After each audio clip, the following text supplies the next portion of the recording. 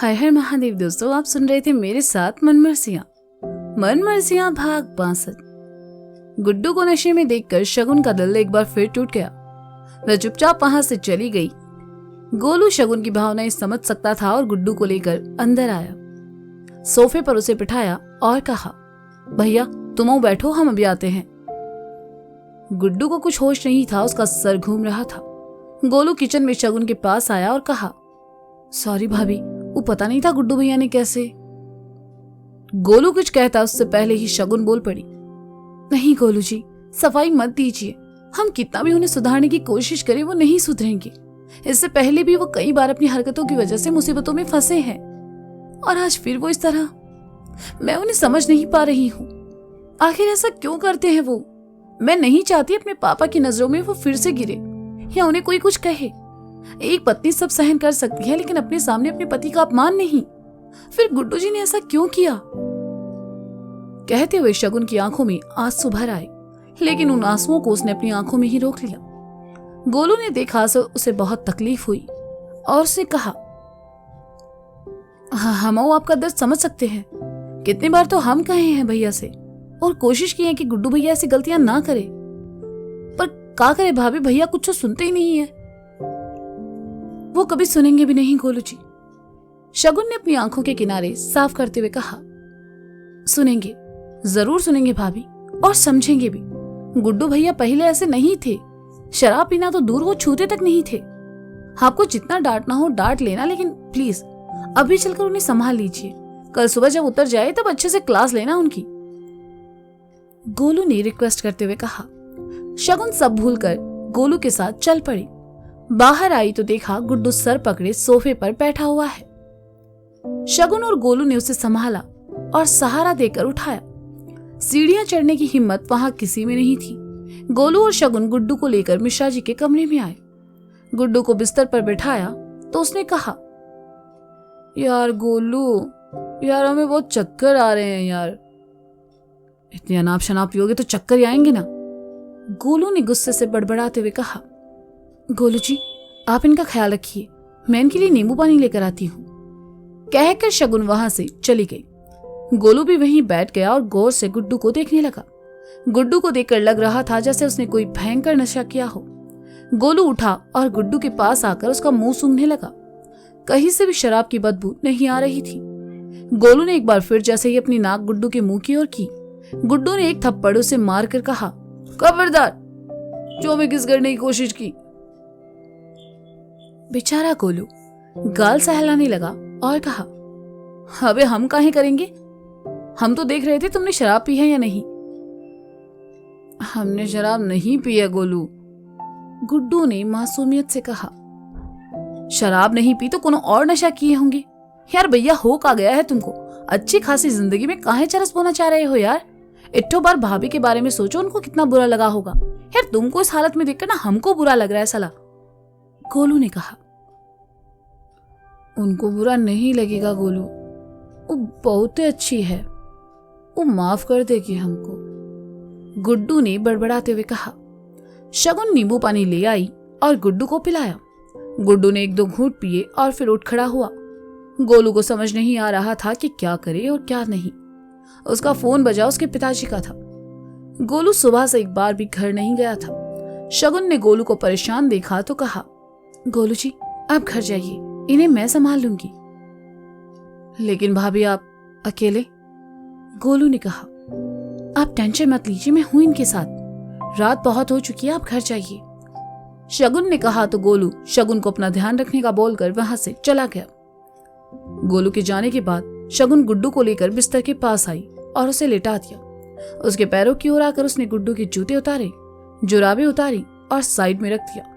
पर गुड्डू पर नशा हावी हो चुका था, इसलिए सोने के बजाय वह फिर उठ बैठ गया। गुड्डू जी आप सो जाइए, शगुन ने कहा। हमें नींद नहीं आ रही है, हम टीवी देखेंगे, गुड्डू ने कहा। टीवी? शगुन ने कहा। हाँ टीवी टीवी टीवी टीवी, हमें टीवी देखना है, गुड्डू बच्चों की तरह चिल्लाने लगा।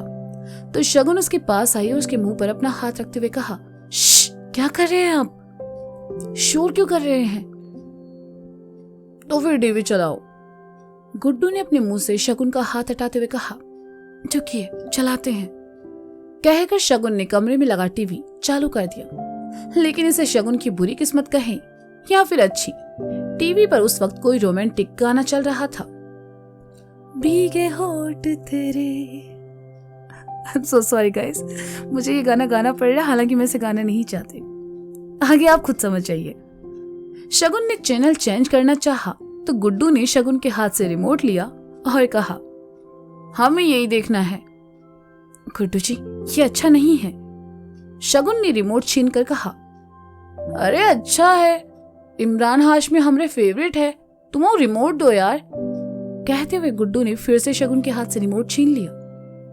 दोनों में छीना झपटी हुई और अचानक शगुन का पैर कालीन में उलझा और वह गुड्डू के साथ बिस्तर पर आ गिरी। शगुन गुड्डू के सीने पर थी और रिमोट गुड्डू के हाथ से छूटकर दूर जा गिरा था और शगुन उसके दिल की धड़कनें साफ सुन पा रही थी। दोनों की नजरें एक दूसरे पर थी और एक दूसरे की आंखों में उलझी हुई थी। बैकग्राउंड में कोई म्यूजिक चल रहा था जिसे तो मैं जरूर गा सकती हूँ। नजर उलझी सी है, सांसों का कैसा शोर है, हम हैं तुमसे जुदा,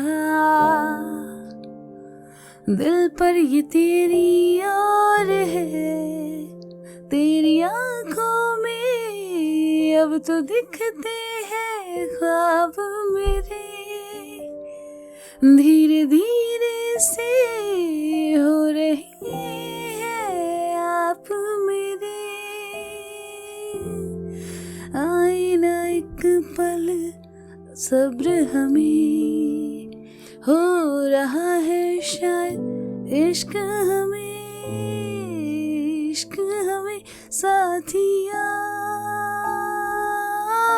तेरे संग जीना है मेरा साथिया, तेरे संग फीका ये जहां। गुड्डू और शगुन दोनों एक दूसरे की आंखों में देखते जा रहे थे। टीवी पर कोई गाना चल रहा था जिसकी आवाज दोनों के कानों में पड़ी ही नहीं, बल्कि गूंज रहा था एक दूसरे की धड़कनों का शोर। शगुन खुद को संभाल पाती इससे पहले ही गुड्डू ने उसे साइड में पलट दिया।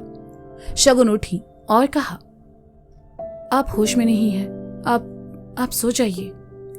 गुड्डू ने सुना तो उसे अच्छा नहीं लगा। वह उठा और शगुन के पास आया।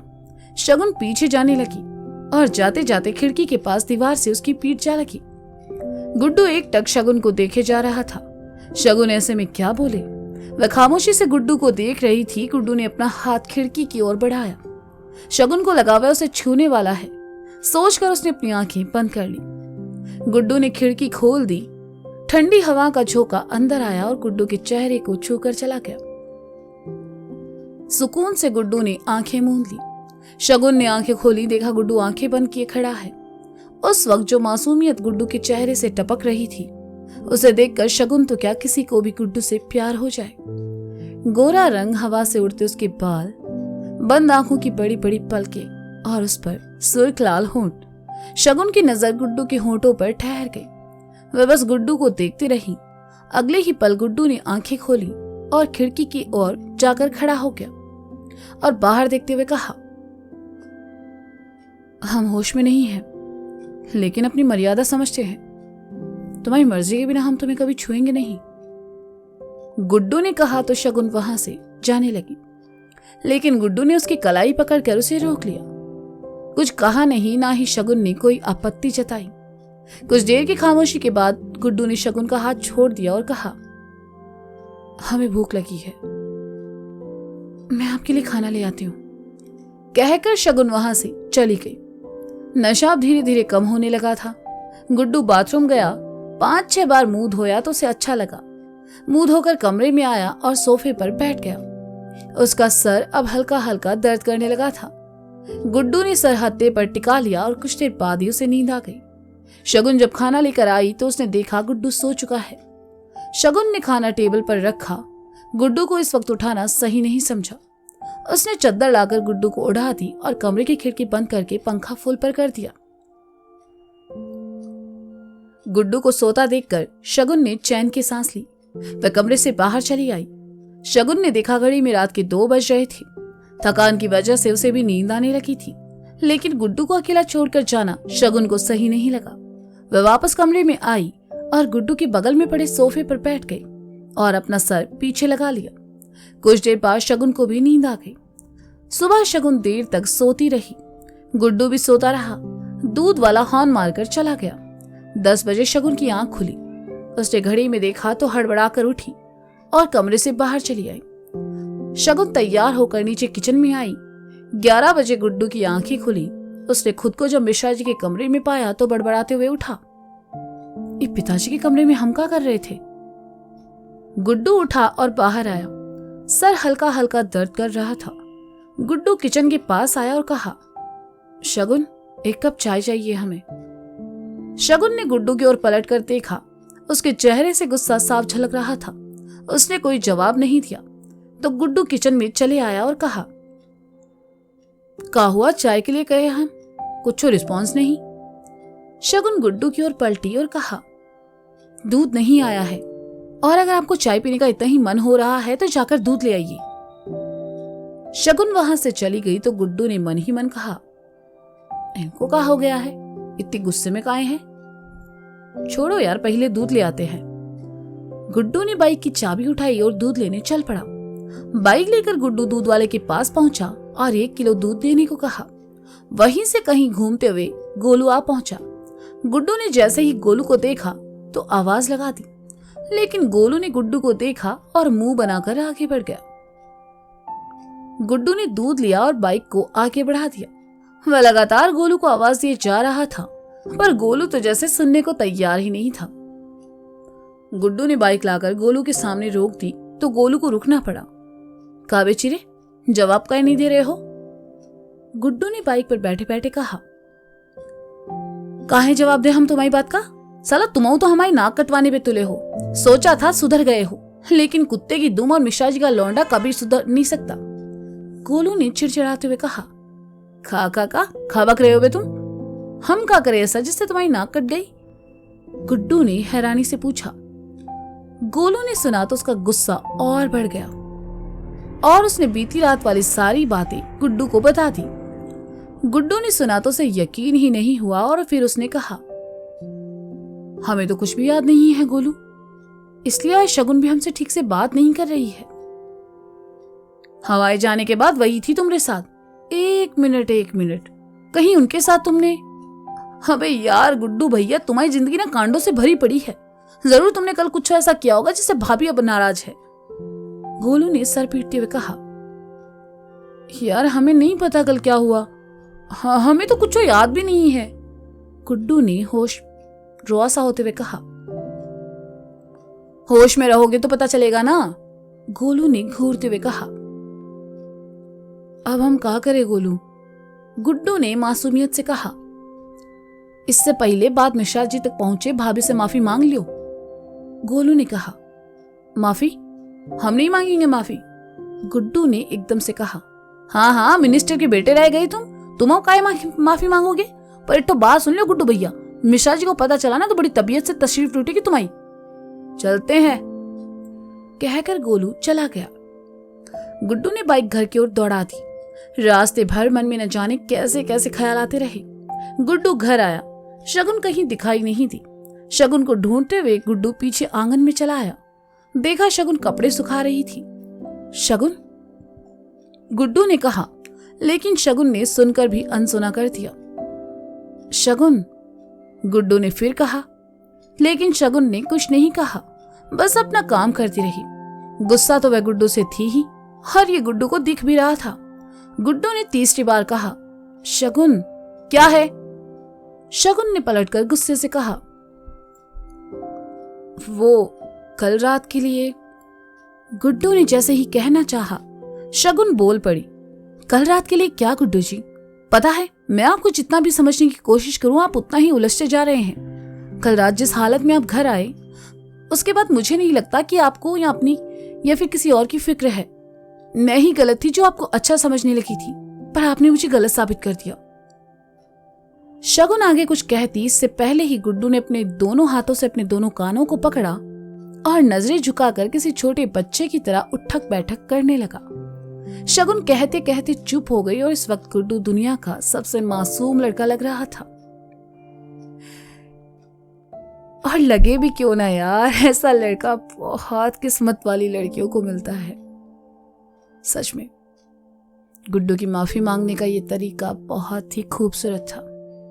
तो असल जिंदगी में अगर कोई ऐसा करते दिखे तो क्या ही बात हो। खैर, ये था मनमर्जियां भाग 62। इसका अगला भाग आप जल्दी ही सुनेंगे मेरे साथ और बेचारे मासूम से गुड्डू मिश्रा के साथ।